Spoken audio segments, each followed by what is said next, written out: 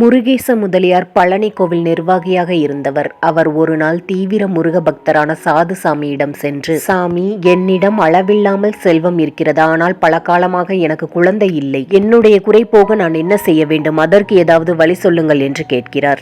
இதை கேட்ட சாதுசாமி, இந்த மலையே நிரம்பி வழியும் அளவிற்கு பால் அபிஷேகம் செய் என்றார். சிறிதும் யோசிக்காத முருகேச முதலியார் பல ஊர்களில் இருந்தும் பால் வரவழைத்து முருகனுக்கு பாலால் அபிஷேகம் செய்கிறார். அந்த அபிஷேக பால் வழிந்து மலையே நனைகிறது. மலையில் வழிந்து ஓடும் அளவிற்கு அபிஷேகம் செய்கிறார். சிறிது நாட்களில் முருகேச முதலியாருக்கு இரட்டை ஆண் குழந்தைகள் பிறக்கின்றது.